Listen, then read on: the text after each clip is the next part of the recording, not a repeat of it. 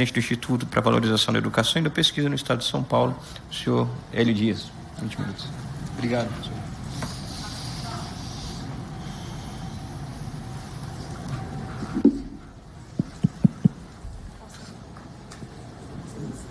Oi?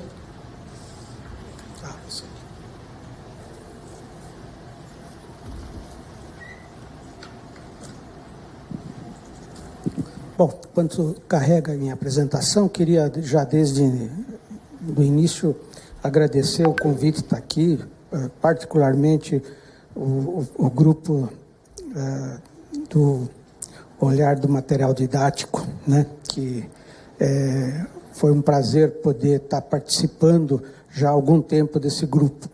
Naturalmente ao deputado Nicolas Ferreira pelo convite e a todos os demais membros aqui da mesa, né, em particular citando a Elizabeth, por estar reencontrando ela também. Então, eu queria falar rapidamente o seguinte: a minha trajetória, como já foi dito aqui, eu sou físico também, como o Hiller, fiz toda a carreira passando por 3 instituições, uma universidade federal, uma estadual, que é no caso a USP, onde eu fiquei mais tempo, e uma militar, que foi na aeronáutica, que eu tive uma participação no ITA, né, e no Instituto de Estudos Avançados. Então, nesses 50 anos que eu tenho de atividade dentro do ensino superior, eu queria hoje fazer algumas sugestões, né, partindo desse instituto que completou... Você pode passar a próxima? Aqui. Essa instituição, ela teve início, como vocês estão vendo, em 27 de agosto de 2009, né? Então, nós fizemos agora, esse próximo ano, 16 anos. Esse grupo, na verdade, aqui é uma foto quando a gente iniciou nossas atividades, né? E nessa foto tem algumas pessoas importantes, como o reitor da Unesp, a reitora da USP, também a primeira reitora, né? Que também teve um papel importante, né? Aí está também o professor, também que foi secretário de Educação do Estado de São Paulo, né? Que também faz parte do IVEPESP, inclusive é um dos vice-presidentes, né? E a ideia sempre foi, dentro desse grupo, criar condições para a gente discutir ciência e educação, que é o objetivo principal do nosso instituto, né? Então, ao longo desses 16 anos, a gente vem fazendo uma série de iniciativas, e uma que é muito importante é um network que a gente tem quase de 250 pesquisadores, que diariamente a gente discute os principais problemas da educação e da ciência, né? Esse instituto, como eu falei, ele agora, 2021, ele foi reconhecido de utilidade pública, né, pelo governo do Estado de São Paulo, e agora, mais recentemente, 2024, a gente se tornou um Instituto de Ciência e Tecnologia, né?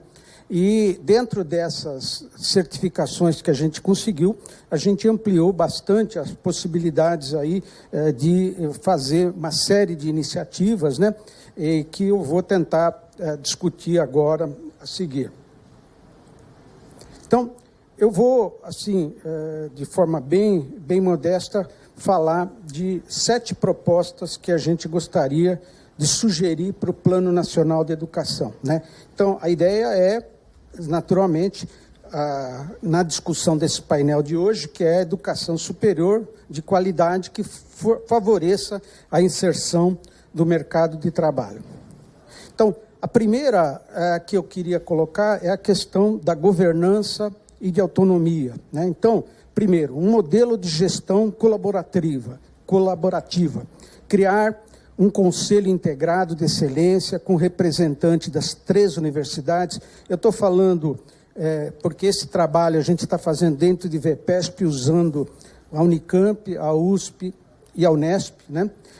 Para coordenar estratégias conjuntas de inovação e projetos de impacto internacional, otimizando esforços e recursos. Recentemente, o professor Carlotti, que é o atual reitor da USP, ele fez um artigo importante que foi publicado na grande mídia, né, falando exatamente dessa mudança que a gente gostaria de fazer.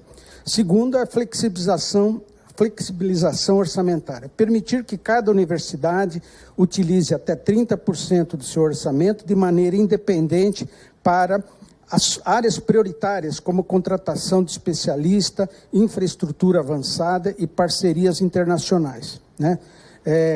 Nova lei de licitação, né, que são licitações de universidade de excelência.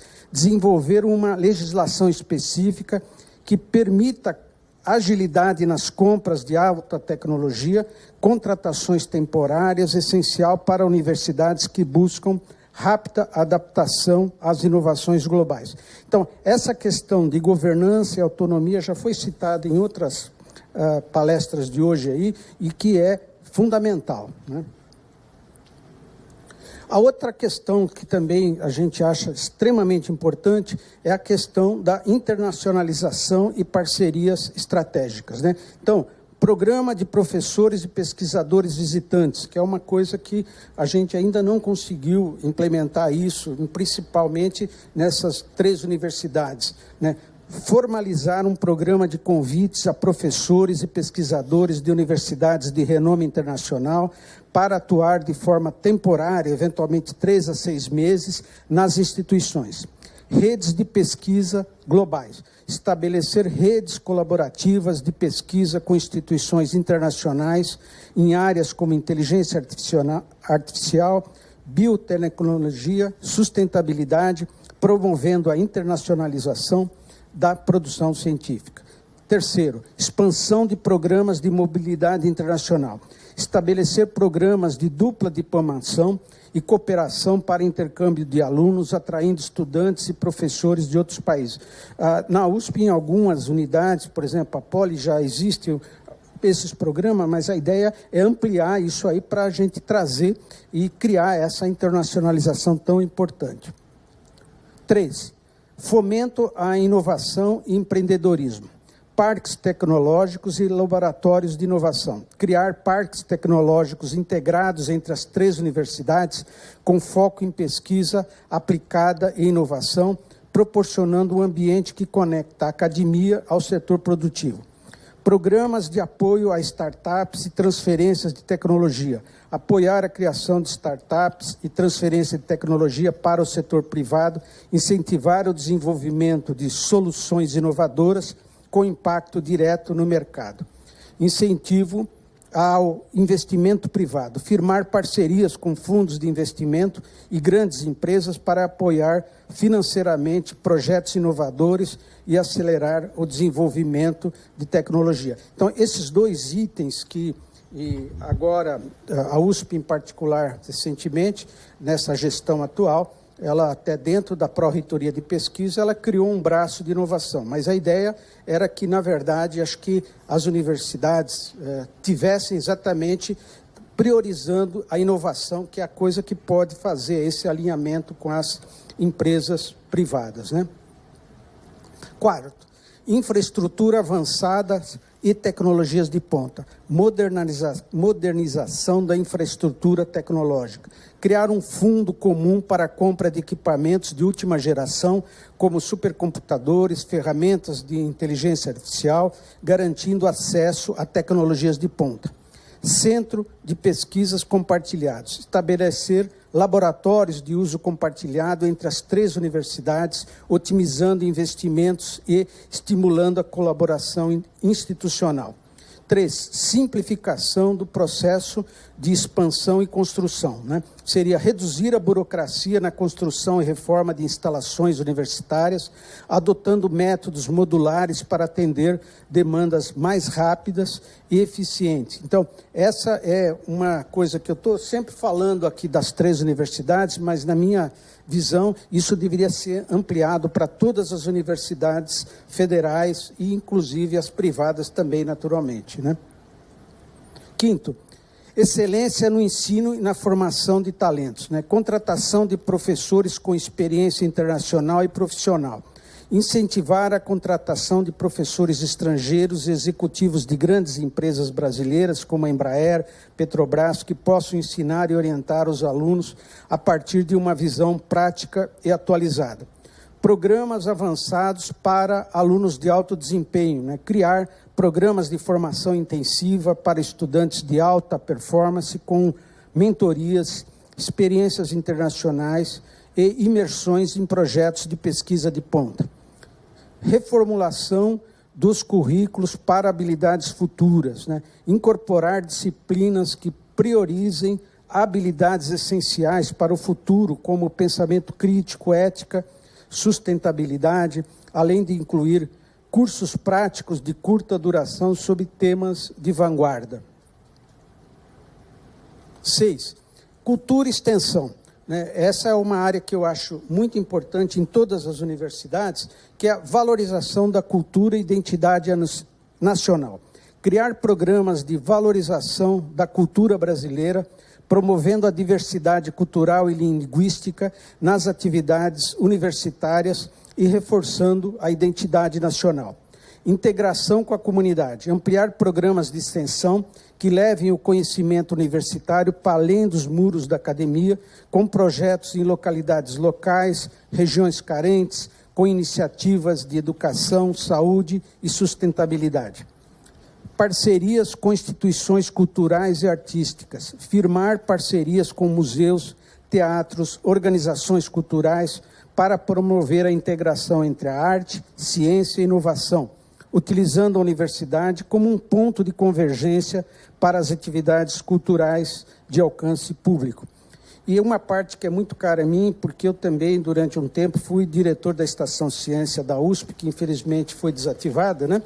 E que é a criação de centro de divulgação científica e cultural. Criar centros e eventos que incentivem a divulgação científica e cultural, como feiras de ciência, exposições, festivais de inovação, para tornar o conhecimento acessível a toda a sociedade. E, finalmente, o terceiro, né, que é uma coisa que eu acho fundamental e importante e que deveria fazer parte do plano, seria a questão dos conceitos de liberdade de expressão e liberdade acadêmica. Então, proteção à liberdade de pesquisa e ensino, que já foi citado aqui algumas vezes, né? Garantir que os pesquisadores e professores tenham total autonomia para explorar ideias, teorias, metodologias, mesmo que desafiadoras ou controversas, desde que respeite os princípios éticos e científicos.